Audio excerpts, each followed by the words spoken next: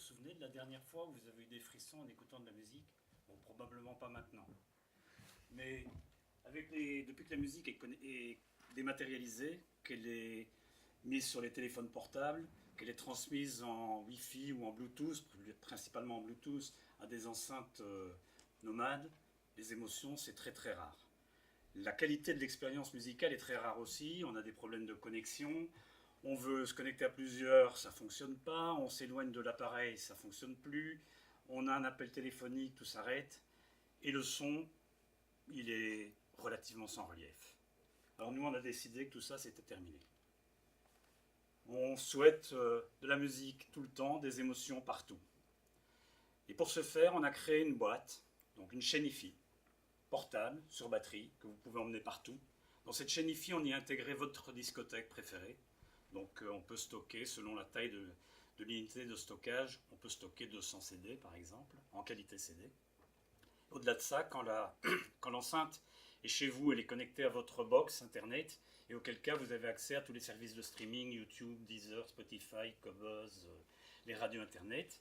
C'est un système multiroom et c'est un système intelligent. Notre vision, c'est de la musique avec ses émotions et des applications, de l'expérience musicale. En fait, c'est tout simplement l'adaptation du modèle du téléphone qui s'est transformé en téléphone portable et puis en smartphone. Nous avons fait la même chose, la chaîne hi-fi résidentielle, câblée, que nous avons transformée en chaîne hi-fi mobile et dans laquelle nous intégrons des applications. Alors qu'est-ce que c'est ces applications? C'est des applications contextuelles. Exemple, on a un petit capteur de rythme cardiaque sur l'enceinte. On mesure votre rythme cardiaque, vous êtes stressé, on vous déclenche une playlist de relaxation. On a un capteur, des beacons qu'on peut placer dans les différentes pièces de la maison. Et l'enceinte va changer automatiquement son programme selon le lieu et l'heure à laquelle elle se situe.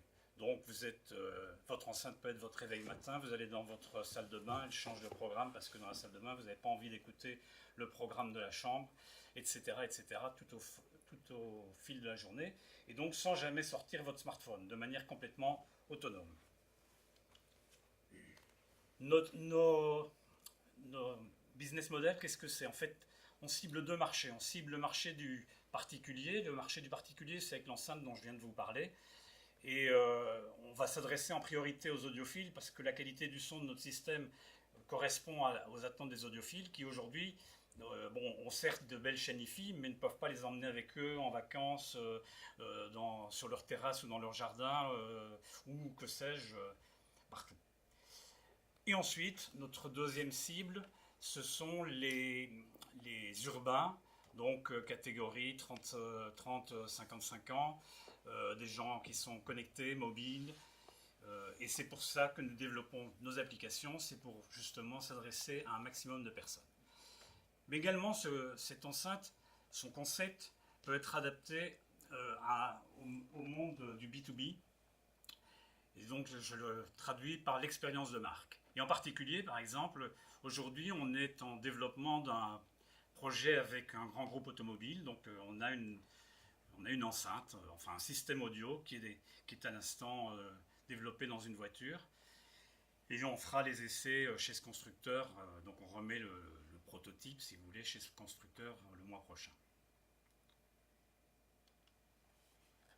Alors, le marché, si on se concentre sur le marché des enceintes, le marché du son grand public, c'est déjà un marché qui est absolument gigantesque, puisque aujourd'hui, c'est 18 milliards de dollars, avec une croissance de 10% par an. Alors, c'est un marché qui est très morcelé, qui est très concurrentiel. Notre objectif à 5 ans, c'est de prendre une toute petite part de ce marché, 2,5% pour être exact, ce qui correspond globalement au marché des audiophiles dans ce monde des enceintes portables. Les audiophiles, ça représente à peu près 2% de la population. Donc nous, on cible les audiophiles du marché portable. Et à ce marché, s'ajoutera petit à petit, au fil du temps, les autres secteurs, tels que celui de l'automobile dont j'ai parlé tout à l'heure. Mais ça, c'est sur le long terme, puisque le projet actuel, si on est retenu, ce n'est pas avant 2022. L'équipe, Alors il y a Philippe, mon associé, qui est le business developer et l'industrialisé. Enfin, il s'occupera de l'industrialisation du produit. On a Sacha qui n'est pas tout à fait dans l'équipe, mais qui en fait partie. C'est-à-dire que Sacha, c'est notre designer, le designer, je vais dire, graphique, entre guillemets, du produit. Donc Sacha, c'est un designer international, c'est le designer principal de chez Rocher-Beaubois. Il design les voitures électriques pour Venturi, il design des avions. Bon, voilà, il a un certain background. Et il nous a fait confiance, donc on n'a pas dû le payer, on le payera en royalties. Le reste de l'équipe, ce sont des freelances avec lesquels je travaille pour l'industrialisation du produit. Donc on en a en électronique, on en a en informatique, on en a en plasturgie. Voilà. La roadmap. En 2016, tout a commencé avec un prototype absolument moche, voilà, mais fonctionnel. C'était fin 2016, c'était à peu près à cette époque-ci. 2017, on commençait les premiers essais, on a fait le salon du son, on a présenté ça à des pitchs comme ici, on a fait des démonstrations dans la rue, on a présenté sur des salons de l'AIFI, etc., etc. Et on a eu un certain succès, vous voyez Manoukian qui trouvait que le son était bon, par exemple, lors d'un pitch.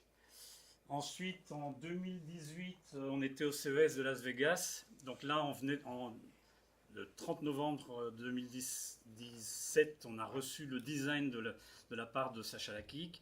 Et le 7 janvier, on était à Las Vegas avec le produit que j'ai amené d'ailleurs, qui avait le look du design, on va dire, mais qui globalement était loin d'être fini. Et c'est celui-là, c'est celui que j'ai présenté au CES de l'année dernière, qui est ici avec moi. Pour l'instant, la version suivante est à Air France. Bon, ben, je m'arrête, de toute façon j'ai fini. C'était nos besoins. Alors la musique, je vous mets quand même un petit morceau de musique.